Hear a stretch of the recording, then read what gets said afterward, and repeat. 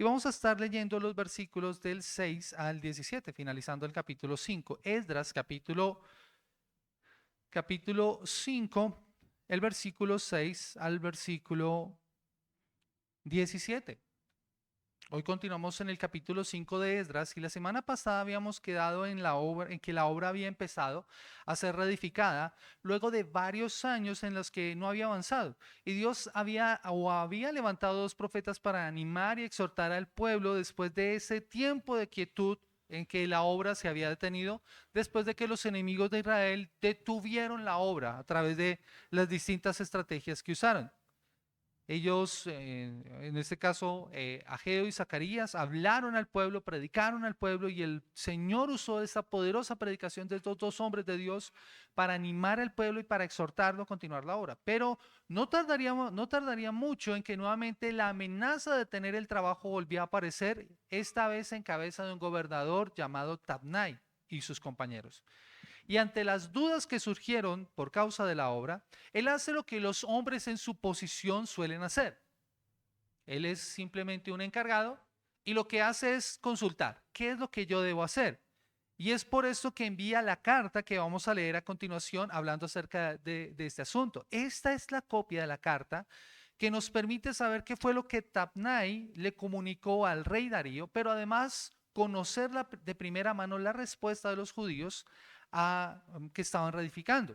¿Y por qué estaban haciéndolo? Leamos juntos, por favor, Esdras capítulo 5, el versículo 6. Dice, copia de la carta de Tabnai, gobernador del otro lado del río, y Setar-Bosnai y sus compañeros los gobernadores que estaban al otro lado del río, enviaron al rey Darío. Le enviaron carta y así estaba escrito en ella, al rey Darío, toda paz. Sea notorio al rey que fuimos a la provincia de Judea, a la casa del gran Dios, la cual se edifica con piedras grandes y ya los maderos están puestos en las paredes y la obra se hace deprisa y prospera en sus manos. Entonces preguntamos a los ancianos diciéndoles, así, ¿quién nos dio orden para edificar esta casa y para levantar estos muros?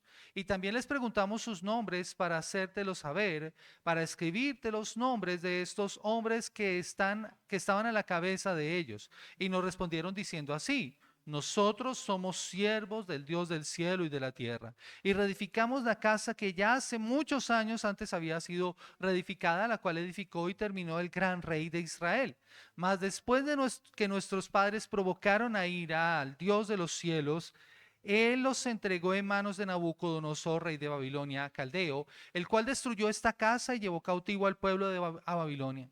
Pero en el año primero de Ciro, rey de Babilonia, el mismo rey Ciro dio orden para que esta casa de Dios fuese reedificada. También los utensilios de oro y de plata de la casa que Nabucodonosor había sacado del templo que estaba en Jerusalén y los había llevado al templo de Babilonia. El rey Ciro los sacó del templo de Babilonia y fueron entregados a Sesbazar, a quien había puesto por gobernador. Y le dijo, toma estos utensilios, ve y llévalos al templo que está en Jerusalén y sea reedificada la casa de Dios en su lugar. Entonces este Sesbazar vino y puso los cimientos de la casa de Dios, la cual está en Jerusalén. Desde entonces hasta ahora se edifica y aún no está concluida. Y ahora, si al rey parece bien, búsquese en la casa de los tesoros del rey que está allí en Babilonia, si es así que por el rey Ciro había sido dada la orden para reedificar esta casa de Dios en Jerusalén, y se nos envía a decir la voluntad del rey sobre esto. Amén. Iglesia, para poder entender un poco más acerca de esto, necesitamos entender el momento histórico en el que se encuentra la nación de Israel. Este es un momento en el que hay una tensión muy grande por lo que está pasando. Este es el segundo año del rey Darío. Ciro había reinado hacía varios años, ya no estaba reinando y ahora estaba reinando Ciro. Era un tiempo entonces de caos político. Este nuevo rey acaba de aplastar varias rebeliones para asegurar su silla en el trono, o sea, para mantenerse en el trono, como solía pasar en esas épocas. Las ciudades estaban inquietas precisamente por todo lo que estaba pasando. El ambiente se sentía denso, pesado, no muy lejano a lo que muy seguramente estamos sintiendo hoy en nuestro país con estas elecciones, ¿no? Y este clima de desconfianza política, lo que el gobernador Tabnai observa es muy lógico desde el punto de vista de la seguridad de la nación, de los intereses del rey Darío. Más allá de la observación este funcionario público, está en los ojos de Dios viendo al pueblo. Y Dios les había hablado y ahora ellos estaban motivados precisamente construyendo la obra. Ahora, esta carta no es solamente la descripción de la situación que se está viviendo en estos momentos en la nación de Israel, en Judá, en ese pequeño, grupo de personas. Dios está hablando ahora a este pueblo y esta carta nos sirve como un testimonio para el pueblo de Dios de lo que ellos habían vivido en el pasado. Y esto, mis amados hermanos, es importante para nosotros. ¿Por qué razón? Porque lo que vamos a ver en esta mañana tiene que ver con esta idea. Los siervos de Dios confiesan su pecado y continúan la obra donde la dejaron. Los siervos de Dios confiesan su pecado y continúan la obra donde la dejaron. Y ese es precisamente el título de este sermón. Pero es la idea que yo quiero que quede en nuestras mentes. Porque es lo que está pasando con la nación de Israel. Ellos están contando acerca de lo que están haciendo, pero hay unos aspectos importantes en este pasaje que se aplican a nuestra vida. Y lo primero que nosotros debemos ver es precisamente la situación de los siervos descritas en la carta y que nosotros encontramos en los versículos 6 al 10. La situación de los siervos de Dios descrita en la carta, versículo 6. Dice: copia de la carta de Tabnai, gobernador del otro lado del río, y Setar-Bosnai y sus compañeros, los gobernadores que estaban al otro lado del río, enviaron al rey Darío. Perdón. Le enviaron carta y así estaba escrito en ella: al rey Darío toda paz. Sea notorio al rey que fuimos a la provincia de Judea, a la casa del gran rey, la cual se edifica con piedras grandes, y ya los maderos están puestos en las paredes, y la obra se hace a prisa y prospera en sus manos. Entonces preguntamos a los ancianos, diciéndoles así: ¿quién nos dio orden para edificar esta casa y para levantar estos muros? Y también les preguntamos sus nombres para hacértelo saber y para escribirte los nombres de los hombres que estaban a la cabeza de ellos. Como les menciono, mis amados hermanos, la carta es enviada de parte del gobernador Tainai a un rey, al rey Darío, en un reporte de alguien que no cree en Dios, pero que no puede negar que esta gente está trabajando con una gran dedicación. Observe lo que está pasando entre el pueblo. El informe muestra que el trabajo del templo está avanzando muy rápidamente. Y esto es importante porque el pueblo había detenido la obra por más de 16 años. Ahora el pueblo está trabajando y todo está avanzando rápidamente. Lo que antes era solo escombros, ahora ya empieza a tener forma, como cuando se empieza a hacer una construcción. Gracias, amor.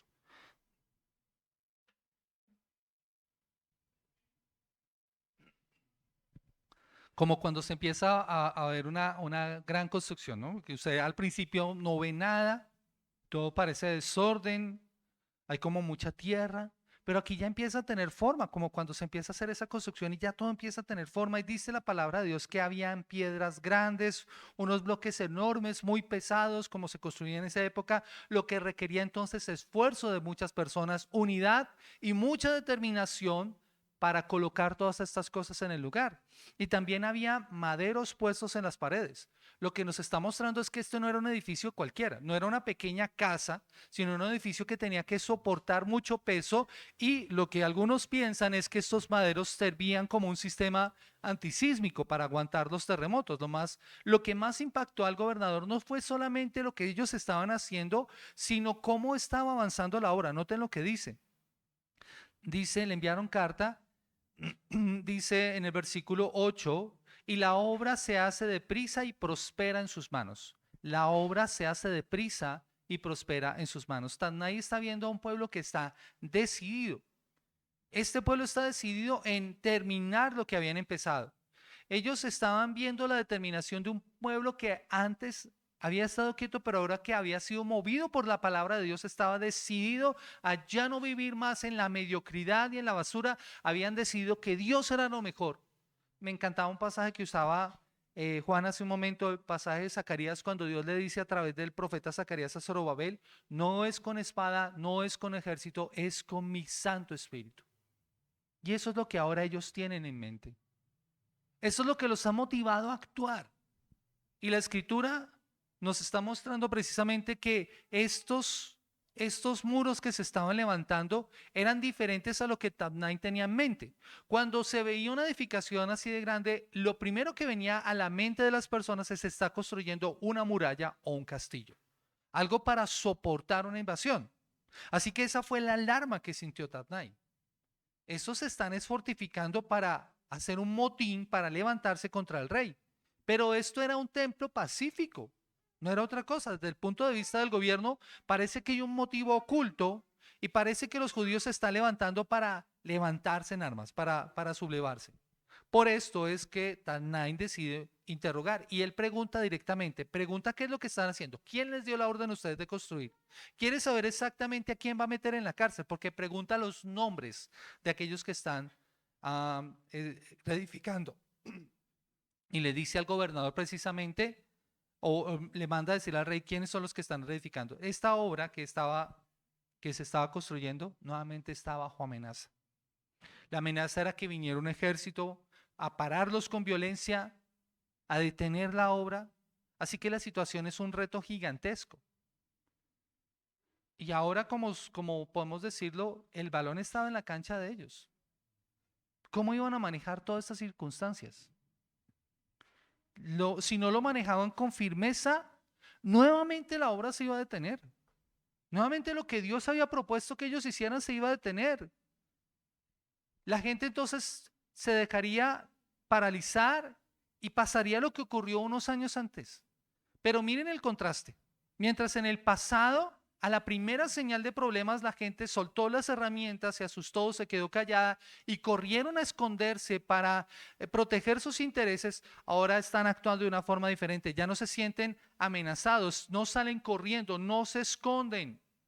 No sueltan las herramientas, por el contrario, responden con valentía y continúan trabajando. Sus líderes incluso no dudan ni un segundo, ellos hablan con firmeza con los que tienen que hablar. No tienen vergüenza de que los asocien con esta obra que están haciendo. La palabra que escucharon de los profetas no solamente les dio consuelo, sino que les dio la capacidad de enfrentar los problemas con una confianza que antes no habían tenido, con una confianza que ahora no iba a ser quebrantada.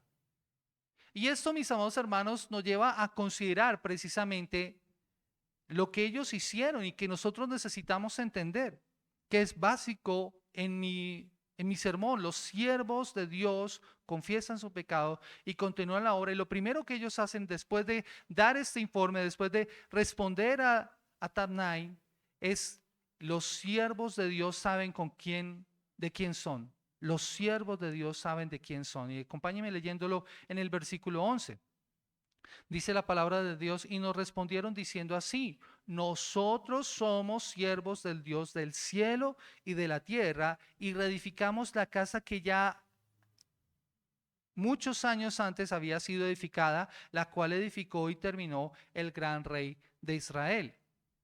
Ahora, frente a las preguntas del gobernador, los líderes ahora tienen la oportunidad de hablar, no una respuesta política ni diplomática. Ellos no están dando una respuesta políticamente correcta.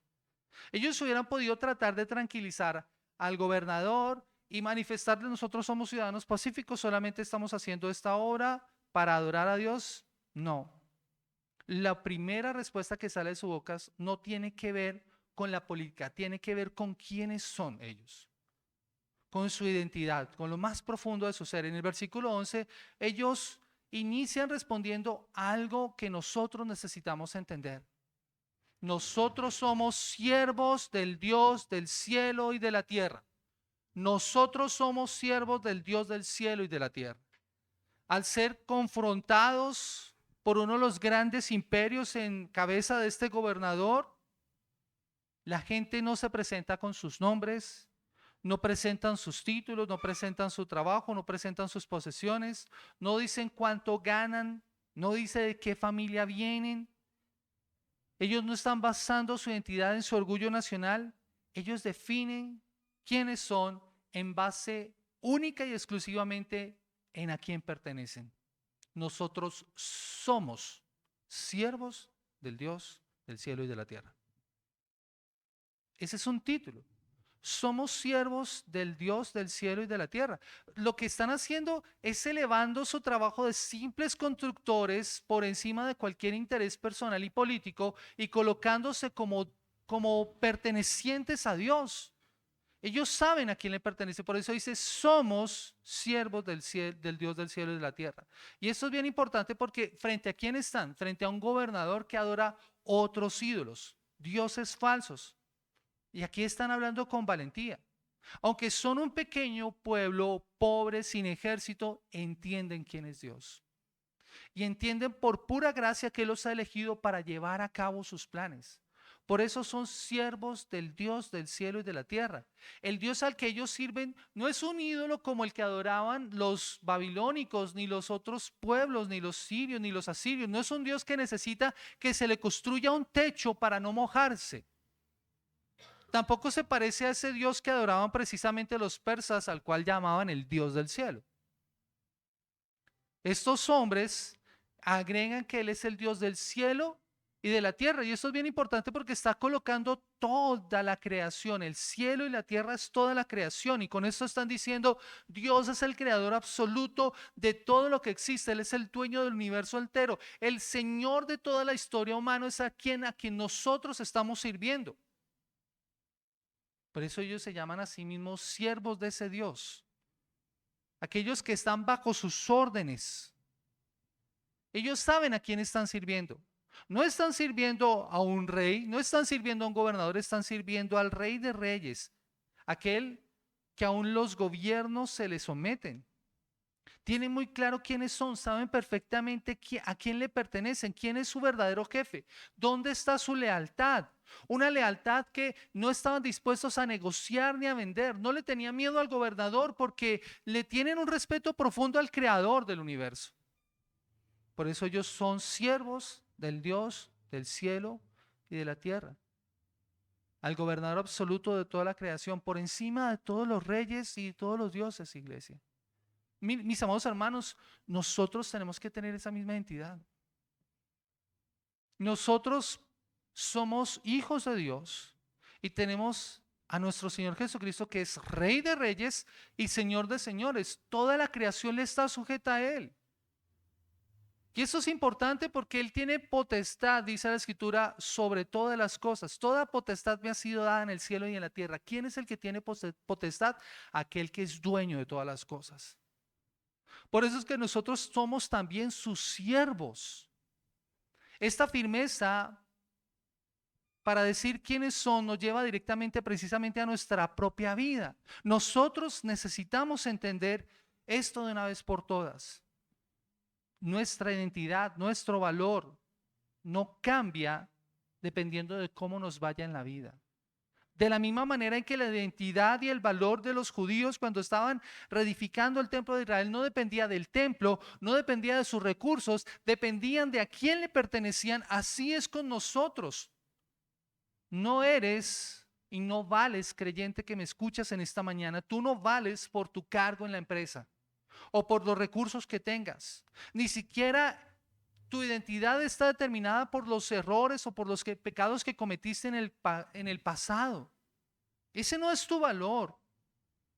Tu valor real en la vida está definido únicamente por el hecho de que si has creído en Cristo Jesús, si has venido a Él en arrepentimiento y fe, Jesús ha pagado un precio altísimo y te ha comprado con su sangre.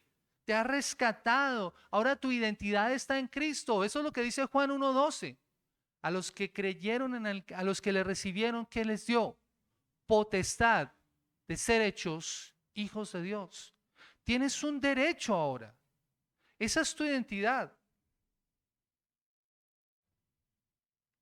Mis amados hermanos, Jesús nos ha sacado de la oscuridad de la esclavitud, de las tinieblas, del pecado, y nos ha llevado al reino de su amado.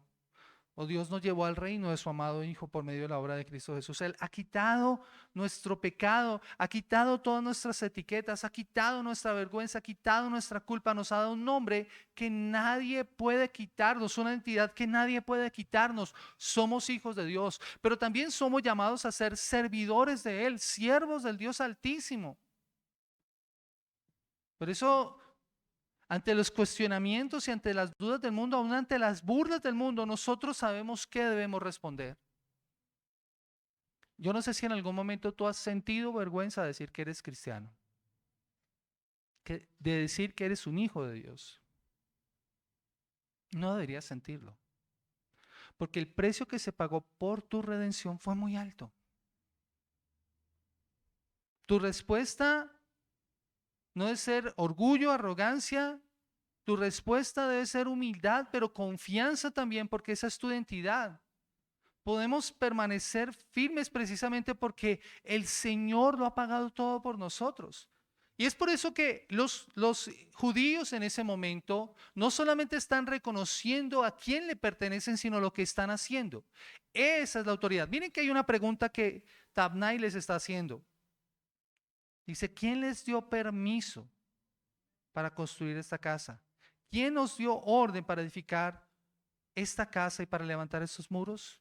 Cuando ellos están diciendo nosotros somos siervos del Dios Altísimo, siervos del Dios del cielo y de la tierra, ahí está la respuesta para Tanai.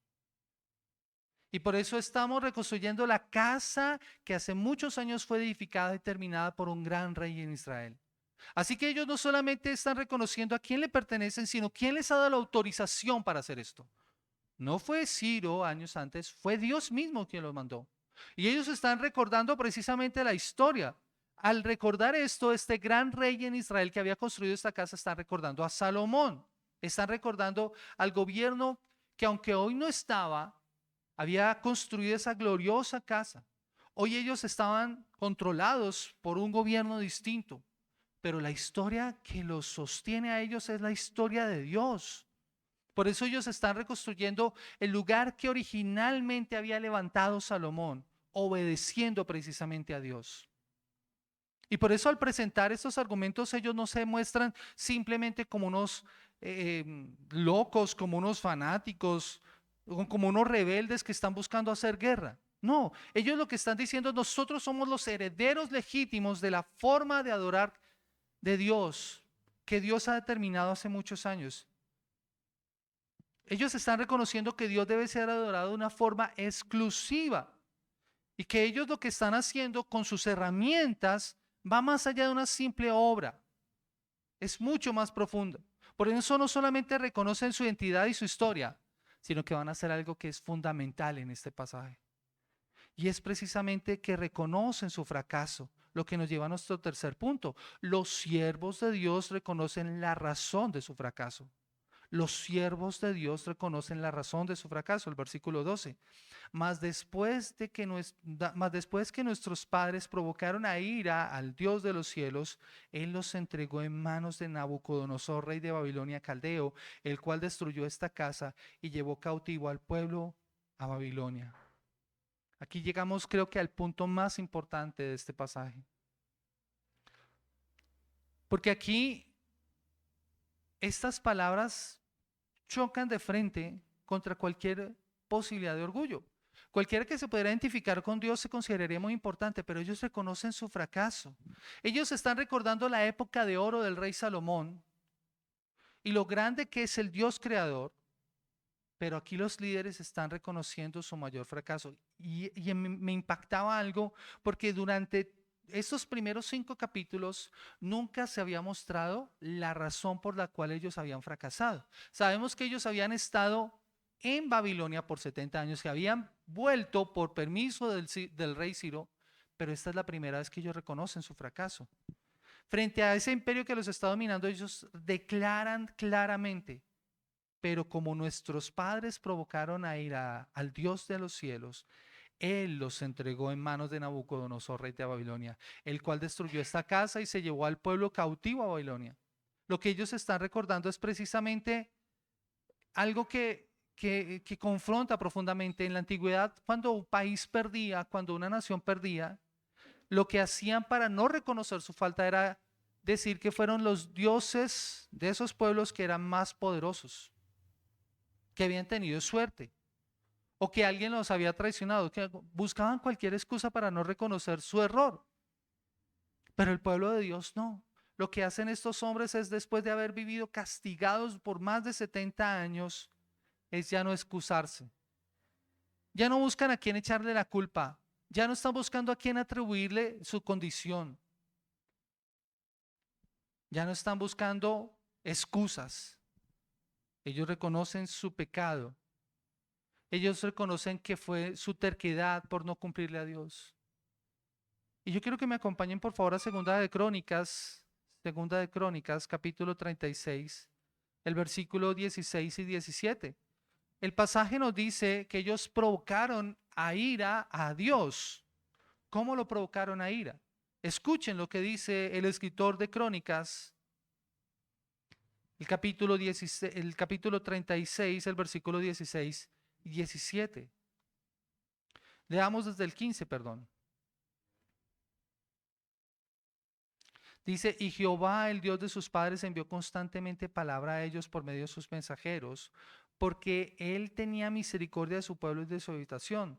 Mas ellos hacían escarnio de los mensajeros de Dios y menospreciaban sus palabras, burlándose de sus profetas, hasta que subió la ira de Jehová contra su pueblo y ya no hubo remedio. Dice el versículo 13, se rebeló a sí mismo contra Nabucodonosor, el cual había jurado por Dios y endurecido su servir y obstinó su corazón. Y ese versículo 14, también los principales sacerdotes y el pueblo aumentaron la iniquidad, siguiendo todas las abominaciones de las naciones y contaminando la casa de Jehová, la cual él había santificado en Jerusalén. Esta es la razón por la cual se había levantado la ira del Señor. Habían aumentado sus iniquidades, habían hecho como las prácticas de los otros pueblos. Y es por eso que nosotros necesitamos escuchar esto con atención y necesitamos aplicarlo a nuestra vida. Mis amados hermanos, a nadie le gusta que le digan la verdad en la cara. Eso a veces molesta. No, nos fascina por eso tener excusas para todo. O sea, como que nadie nos diga nada y si nos dicen, entonces nosotros tenemos una excusa para esto. Pero nos encanta además hacernos las víctimas y sentir lástima de nosotros antes que reconocer nuestra falta y decir me equivoqué. Eso suele pasar mucho en el hogar. Nos cuesta reconocer cuando nos equivocamos. Vivimos en una época entonces, incluso en la que, de acuerdo a la psicología, es más fácil culpar afuera, culpar a cómo fueron criados por sus papás, a los traumas que vivieron cuando eran niños, a la falta de dinero, a otras circunstancias, antes que tener que reconocer su falta, antes de tener que mirarse al espejo y admitir su culpa y admitir sus fallas y admitir su pecado. Pero este pueblo, después de 70 años en cautiverio, hacen algo totalmente diferente. Reconocen de manera abierta en un documento de gobierno. Esto lo iba a leer el rey Darío. Ellos están reconociendo su condición, que las ruinas en las que ellos estaban viviendo en esos días, que esas piedras quemadas sobre las cuales ellos estaban parados, que esos escombros de la nación no son culpa de la mala suerte, ni incluso de los deseos egoístas de un rey como Nabucodonosor, que quería aumentar su imperio. No, ellos entienden que el rey enemigo que entró a Jerusalén lo hizo porque ellos habían sido infieles. No fue porque sus dioses falsos fueran más fuertes que el Dios del cielo. Él entró porque Dios mismo, siendo perfectamente justo y limpio, entregó a su pueblo rebelde para ser castigado. Ellos están experimentando la disciplina y el juicio de Dios. Dios usó al enemigo como martillo para corregir la idolatría de su pueblo. Él cumplió exactamente lo que les había advertido tiempo atrás, cuando les dijo lo que ocurriría si ellos desobedecían el pacto. Y eso también tiene una aplicación para nuestras vidas, iglesia. Y es cuando nosotros tenemos que reflexionar sobre nuestra condición, sobre nuestra vida. Muchas veces nuestra ruina espiritual, los problemas y las circunstancias que enfrentamos en nuestros hogares, nuestro vacío interior, las dificultades que tengamos, no es culpa de nadie más. Solemos buscar y esperar que alguien asuma la responsabilidad cuando somos nosotros mismos, con nuestras decisiones, que hemos hecho que esto ocurra. El alejamiento que muchas veces solemos experimentar no es culpa de alguien en nuestro alrededor. Muchas personas tienden a señalar, yo no voy a la iglesia por X o Y circunstancia que viví con tal persona. Eso es una excusa. Es tu propio orgullo el que no te deja ver tu error y tu falta. Nosotros solemos esconder y tratar de excusar nuestros pecados, iglesia. y estamos provocando a ira a Dios. Y tenemos que ser conscientes de esa realidad. ¿Cuántas veces no estamos jugando con fuego, hermanos? Viviendo dobles vidas. Haciendo lo que sabemos que Dios nos dice que no debemos hacer. Y esperamos que nos vaya bien. Hermanos, no podemos negar esa realidad. Cuando la disciplina de Dios caiga sobre nosotros, no podemos decir que fue culpa de otra persona. Fue nuestra responsabilidad. La disciplina de Dios es dura. Dios no tolera el pecado. Y si no hemos sido disciplinados como deberíamos serlos, es por la pura misericordia de Dios, porque Él espera nuestro arrepentimiento. Por eso es importante que hagamos como hizo el pueblo de Israel, confesar nuestro pecado. Confesar nuestro pecado. Esa es la única manera en que el Señor nos va a quitar la venda de nuestros ojos antes de que sea demasiado tarde. Aprendíamos ayer precisamente en el taller de Charles Simeón acerca del libro de Eclesiastés, y algo que constantemente el Señor llama es precisamente a temer a Dios antes de que venga el juicio. Teme a Dios. Acuérdate, joven, en los días de tu juventud. ¿Qué significa eso, hermanos? Tener presente al Señor. Vivimos delante del Señor constantemente. Y como lo señalaba Juan hace un momento, miren, nosotros necesitamos tener de frente a Dios y darnos cuenta de Dios. No dejarlo en nuestras espaldas. Por eso los siervos de Dios confiesan su pecado. El camino para arreglar tu vida bajo ninguna circunstancia empieza buscando excusas o haciéndote la víctima. Empieza con arrepentimiento.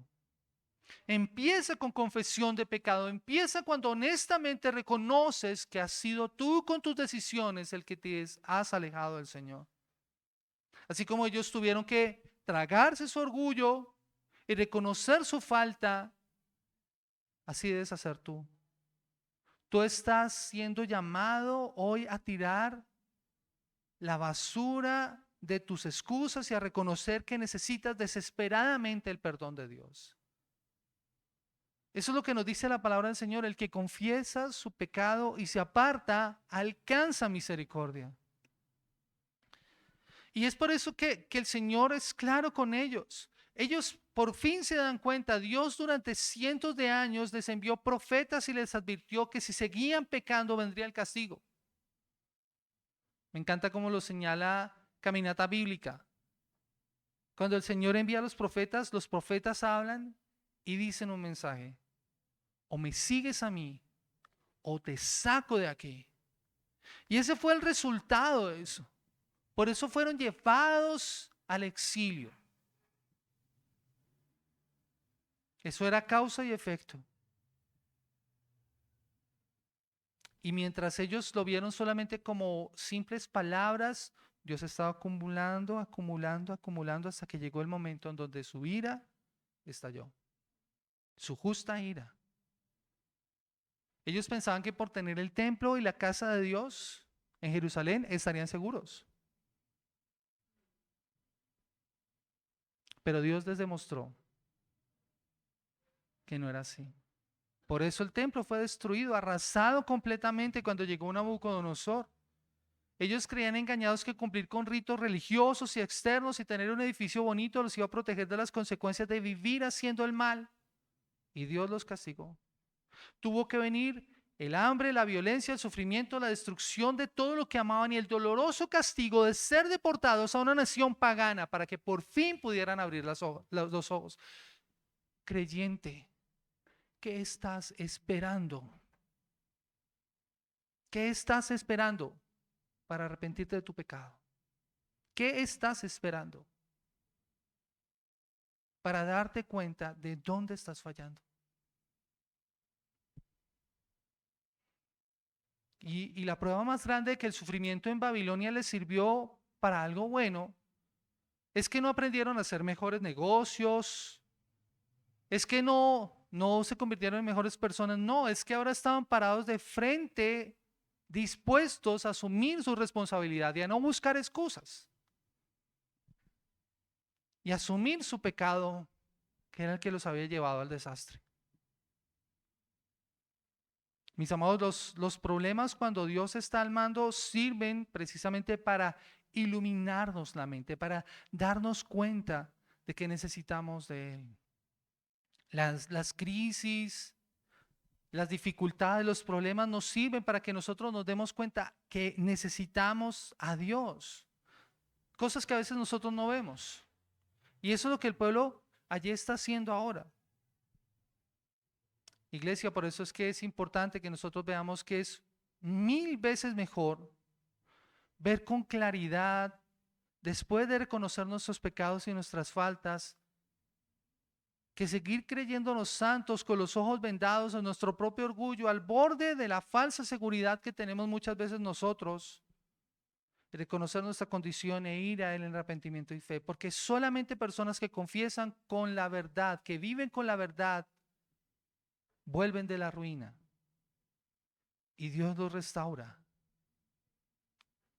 Y es lo que está haciendo precisamente Dios con el pueblo de Israel en ese momento, permitiéndoles volver y permitiéndoles nuevamente reedificar, siervos que confiesan su pecado. Pero no solamente son siervos que confiesan su pecado, son siervos del Dios del cielo y de la tierra que confiesan su pecado y que continúan la obra donde la dejaron, y que es lo que nosotros vemos en los versículos 13 al 17. Y escuchen cómo lo dice la palabra del Señor. Esdras capítulo 5, versículo 13 al versículo 17. Pero en el año primero de Ciro, rey de Babilonia, el mismo rey Ciro dio orden para que esta casa de Dios fuese reedificada. También los utensilios de oro y de plata de la casa de Dios que Nabucodonosor había sacado del templo que estaba en Jerusalén y los había llevado al templo de Babilonia. El rey Ciro los sacó del templo de Babilonia y fueron entregados a Sesbazar, a quien había puesto por gobernador, y le dijo: toma estos utensilios, ve y llévalos al templo que está en Jerusalén, y sea reedificada la casa de Dios en su lugar. Entonces este Sesbazar vino y puso los cimientos de la casa de Dios, la cual está en Jerusalén, y desde entonces hasta ahora se edifica, y aún no está concluida. Y ahora, si al rey le parece bien, búsquese en la casa de los tesoros del rey que está allí en Babilonia. Y si es así, que por el rey Ciro había sido dada la orden para reedificar esta casa de Dios en Jerusalén, y se nos envía a decir la voluntad del rey sobre esto. Mis amados hermanos, después de que estos hombres aceptaron abiertamente que el castigo de Dios sobre ellos fue justo, ahora pueden presentar las pruebas de lo que ellos estaban haciendo. Y que es una muestra de la misericordia de Dios, iglesia. Tienen que vivir la disciplina, pero Dios los restaura. ¿Y cómo vemos la restauración de Dios? Al permitirles volver a reedificar. Al permitirles volver para que puedan continuar la obra. Y ahora pueden presentar estas pruebas. Ellos no se quedan, como les digo, llorando en las ruinas, porque eso no sirve para nada. Ellos pasan a la acción y ahora pueden presentar las pruebas a su favor. Explican que un rey anterior, Ciro, había dado la orden oficial que los autorizaba claramente para que ellos pudieran regresar a su tierra y reconstruyeran la casa de Dios en su lugar original. Esto no es una obra nueva, es la casa de Dios. Y ese argumento lo demuestran mostrando que no solamente es algo emocional del momento, ni es una locura pasajera, era el plan mucho mayor. Por eso tienen permiso. Y el mismo rey Ciro lo había validado al devolverle los tesoros, al devolverle los vasos, los tazones, las copas de oro, los platos. Todo eso que Nabucodonosor se había llevado a Babilonia para que ellos puedan adorar. Recuerdan que cuando lo veíamos al principio de Esdras, cuando Ciro permitió que otras naciones volvieran a sus lugares, él devolvía los dioses, los ídolos, las imágenes. Pero Israel no tenía una imagen. Así que, ¿qué les devolvió? Aquello que ellos usaban para adorar al Señor. Los tazones, los utensilios para ofrecer los sacrificios, todas estas cosas. Esos hombres no solamente están actuando defendiéndose con lo que ellos saben que había sido permitido, sino que ellos reconocen la autoridad del gobernador. Ellos no son rebeldes porque sí. Responden mostrando pruebas de esa orden superior. Mis amados hermanos, y esto debe impactarnos, porque eso mismo debieron haber hecho años atrás. Cuando ellos fueron amenazados por sus enemigos, ¿qué era lo que debían hacer? Pero no lo hicieron en ese momento. Ahora que han pasado por todo este tiempo, que están animados por la palabra del Señor, saben que el problema de la disciplina entre ellos y Dios no era un problema que le importara al gobierno, era algo mucho más allá. Ellos incluso no mencionaron el fracaso anterior, ni las amenazas de sus vecinos, ni la vergonzosa falta de interés espiritual que lo llevó a detener la obra por muchos años y dedicarse a arreglar sus casas.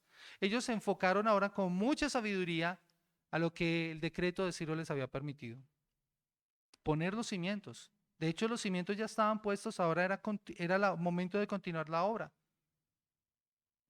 Se presenta todo eso como, no como un problema, sino que ellos son a esos trabajadores fieles con un plan completamente permitido que nadie tenía el derecho de cancelar. Así que lo que podemos ver es que Dios tiene el control absoluto de todas estas circunstancias. Dios opera de una manera silenciosa que a veces nosotros no podemos ver, incluso que ellos no estaban viendo. Dios estaba moviendo perfectamente los hilos de la historia, y esto permitiría precisamente que los documentos fueran leídos y que ellos pudieran continuar con la labor. Dios movió, Dios inclinó, Dios transformó el corazón no solamente del rey Ciro, sino de Darío años después, para que pudieran continuar con la obra. Dios había movido al pueblo para que pudieran hacer lo que el Señor les había pedido que hicieran. Porque Dios tiene el control absoluto, y esto nos demuestra que el Señor es soberano sobre toda la creación. Por eso Él es el Dios del cielo y de la tierra. ¿Y ellos quiénes son? Son siervos del Dios del cielo y de la tierra. Y Dios está obrando precisamente para demostrar su poder. Y la muestra más grande y más hermosa es que esto no se iba a quedar en unos papeles escondidos por allá en Babilonia. Iglesia, todo esto también nos apunta a una realidad mucho mayor. ¿Por qué Jerusalén? ¿Por qué los judíos tenían que volver a establecerse en Jerusalén y reconstruir el templo? Porque en ese templo estaría el más grande rey de todos, nuestro Señor y Salvador. Por eso Dios usó al rey Ciro con su sabiduría y mostrando su control absoluto sobre todas las cosas, para que él permitiera que ellos volvieran. Y para que más adelante nuestro rey pudiera estar nuevamente en donde tenía que estar.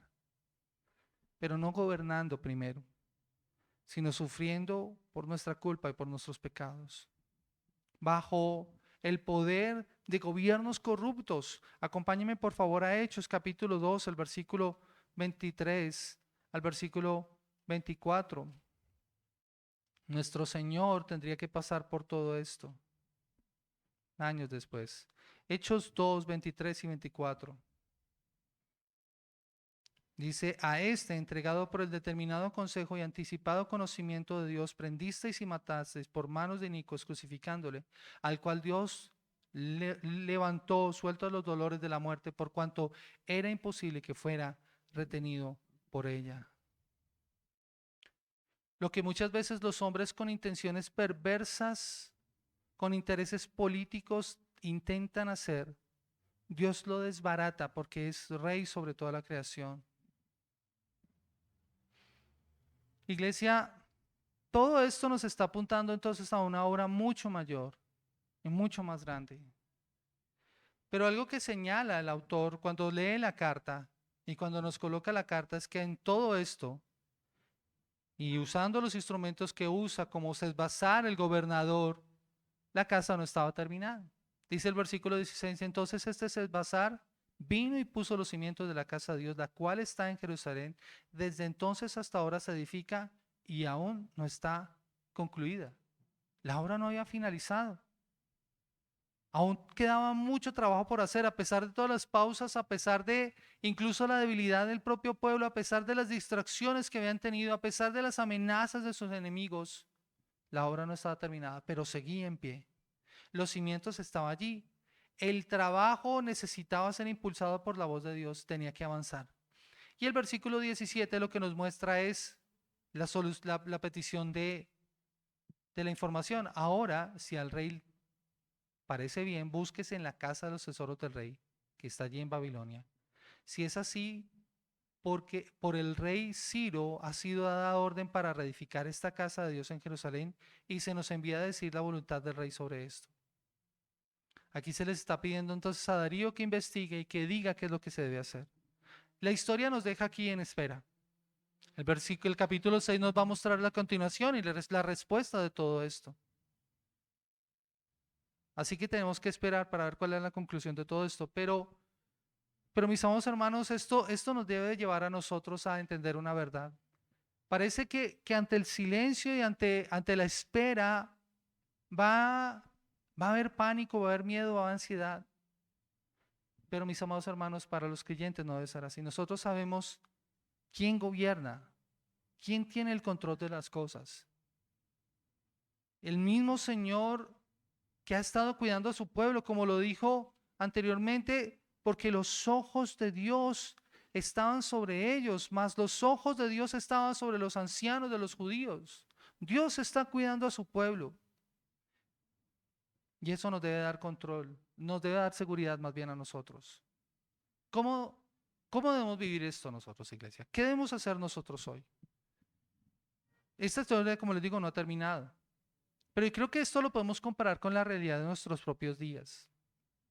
La que vivimos nosotros en nuestros hogares, en nuestras casas, aún en nuestra vida interior. Tenemos que tomar decisiones urgentes en nuestras vidas y no poner excusas. Mis amados hermanos, recordemos, los siervos de Dios confiesan su pecado y continúan la obra donde la dejaron. Los siervos de Dios confiesan su pecado y continúan la obra donde lo dejaron. Y lo primero que nosotros debemos hacer en cuanto a esto es, tenemos que decidir de una vez por todas a quién le pertenecemos. Tenemos que entender a quién le pertenecemos, tenemos que entender nuestra identidad.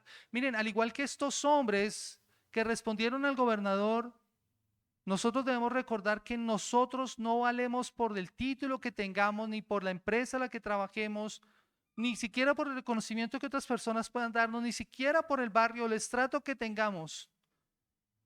Nosotros somos mucho más que todo eso. Somos un siervo, una sierva amada que fue comprada con la sangre de Cristo Jesús. Eso eres tú y eso soy yo. Eso somos nosotros, siervos del Dios del cielo y de la tierra, comprados precisamente a precio de sangre. Así que, iglesia, eso es algo que nosotros tenemos que tener muy presente en nuestra mente. Porque cuando sabemos quiénes somos nosotros en Dios, cuál es nuestra identidad, el desánimo pierde su poder.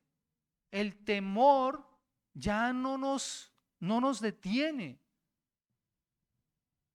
Dejamos de buscar la aprobación en las personas. Mis amados hermanos, Pablo decía claramente esto: yo no busco la aprobación de los hombres, sino la aprobación de Dios. Porque ¿sabe por qué puede decir esto Pablo? Porque sabe a quién le pertenece. Y él se reconoce a sí mismo como siervo de Cristo. Aquel que sabe quién es en Dios, aquel que tiene clara su identidad, enfrenta las dificultades cuando vienen ante él. El desánimo, la angustia, la desesperación. Así que, creyente, en esta mañana pregúntate, ¿sabes o tienes clara tu identidad en Cristo? ¿Sabes quién eres tú? ¿Eres un siervo del Dios del cielo y de la tierra? ¿Eres un siervo del Dios del cielo y de la tierra? Deja de buscar que la gente te apruebe. Deja de buscar la validación en los títulos, en la posición. Deja de buscar la validación fuera de Dios. Sabes con claridad a quién le perteneces y bajo qué autoridad estás viviendo tu vida. Y estás haciendo lo que debes hacer en tu vida. Y si no lo tienes claro, yo te invito a que vengas a Cristo en arrepentimiento y fe, a que lo confieses y le reconozcas como Señor y Salvador de tu vida. Y dice la palabra del Señor que aquel que lo hace tiene el derecho y la potestad de ser hecho hijo de Dios. Pero no solamente debes reconocer a quién le perteneces, cuál es tu entidad. Debes dejar de dar excusas y reconocer tu pecado y tu error. los siervos del Dios Altísimo confiesan su pecado. Confiesan su pecado. Si hoy al revisar tu corazón ves como veía la nación de Israel los escombros y sientes que tal vez estás lejos de Dios, sientes que tal vez tus esfuerzos no sirven para nada, si hay amargura en tu corazón, sé honesto contigo mismo. Deja de culpar a otros. Deja de decir que fue esta persona o es por esta circunstancia. No, tienes que asumir tu responsabilidad. No intentes justificar lo que hiciste mal delante del Dios Santo. Deja de buscar excusas. Sigue el ejemplo de estos hombres que con madurez reconocieron que habían provocado la ira de Dios. Y sabes, cuando tú confiesas tu pecado, la palabra de Dios nos garantiza que hay respuesta de parte de Dios. Acompáñame por favor a Primera de Juan, capítulo 1, el versículo 9. Primera de Juan, capítulo 1, el versículo 9.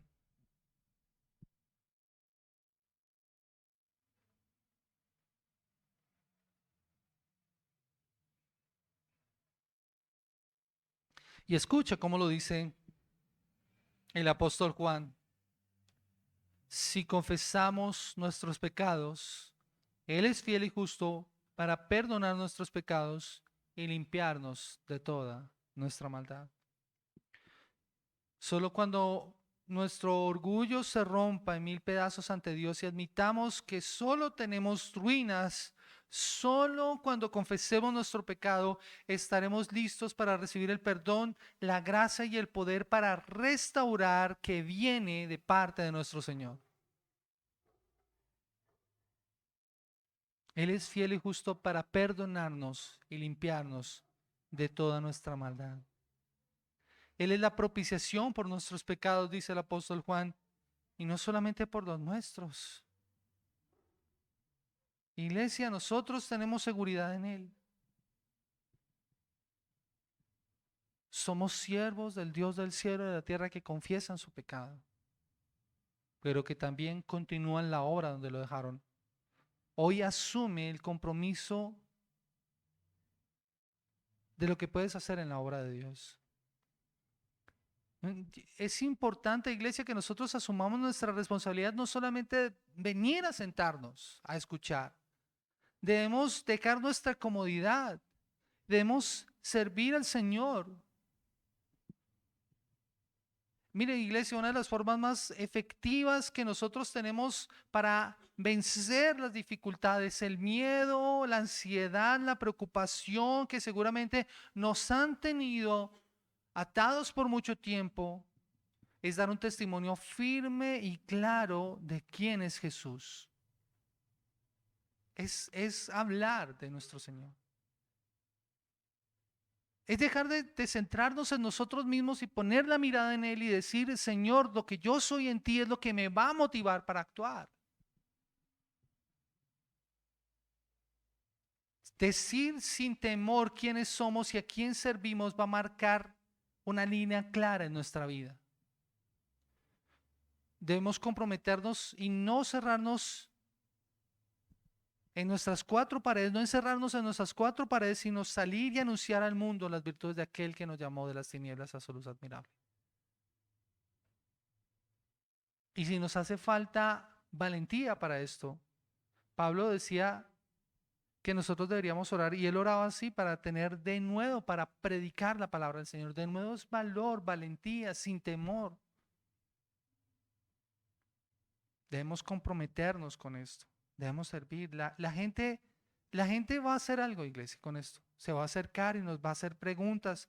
Va a incluso a mirarnos con lupa si nos estamos equivocando. Pero en medio de todo eso, iglesia, debemos descansar con la seguridad de que el ojo protector de Dios nos está mirando a nosotros. Que Él nos escucha. Que Él nos cuida. Levantémonos, confesemos nuestro error, no pongamos excusas. Reconozcamos el valor de la obra de Cristo en nuestras vidas y tomemos nuestras herramientas y hagamos la obra del Señor. No permitamos que el desánimo, no permitamos que la preocupación apague nuestro fuego por hacer las cosas de Dios. Debemos estar totalmente convencidos y agarrados a la firme mano de Dios que nos sostiene. Y la palabra de Dios nos garantiza que tendremos la respuesta de parte de Dios. Recuerden, iglesia, los siervos del Dios del cielo confiesan su pecado y continúan la obra donde la dejaron. Hoy nos corresponde a nosotros. Hoy somos nosotros los llamados a ser esos siervos. La pregunta es, ¿lo vamos a hacer? ¿O nos vamos a quedar sentados y no vamos a decir nada? Que el Señor nos ayude y que el Señor use su palabra para traer ánimo a su pueblo y a nuestras vidas. Vamos a orar. Bendito Señor y Dios Todopoderoso y Eterno. En el precioso nombre de Cristo Jesús queremos darte gracias por esta mañana en la que nos has dado la oportunidad de poder leer tu palabra y meditar en ella, Señor, dándonos cuenta, Señor, de nuestra condición. Señor, nosotros somos siervos del Dios del cielo y de la tierra. Somos siervos del Dios que hizo todas las cosas, que gobierna, que tiene autoridad y poder sobre todas las cosas. Pero al igual que el pueblo de Israel, somos siervos también que hemos cometido pecado y que hemos hecho, Señor, cosas que ofenden tu nombre, que han provocado tu ira. Por eso venimos ante ti, ante tu presencia, confesando nuestro pecado, reconociendo nuestra falta, reconociendo nuestra condición, reconociendo nuestro desánimo, nuestras excusas, Señor. Y te pedimos que nos ayudes. Te pedimos, Señor, que nos confrontes con la realidad de quiénes somos nosotros en Cristo. Que después de esto, Padre, podamos hacer lo que tú nos mandas en tu palabra. La Escritura nos dice que al igual que ellos, nosotros somos llamados a hacer algo, bendito Señor. Ellos tenían que construir un templo, nosotros somos llamados a anunciarte a ti, a proclamarte a ti. Somos llamados a animarnos los unos a los otros, exhortarnos los unos a los otros, alentarnos los unos a los otros, consolarnos, confortarnos, Señor, los unos a los otros. Ese es nuestro llamado. Oh Señor, te pedimos que tú nos guíes, Señor. Padre, perdónanos y ayúdanos, Señor. Hoy queremos salir de este lugar con la firme convicción de quiénes somos nosotros en Cristo. Con la firme convicción del descanso que produce restaurar nuestra relación contigo. Y con la firme convicción, Señor, de la responsabilidad que tenemos en tu obra. Padre, ayuda a tu iglesia y a tu pueblo en esta mañana. Ayúdanos, Señor, a nosotros a vivir esa vida que te agrada. Te lo pedimos en el nombre de Cristo Jesús. Amén. Amén.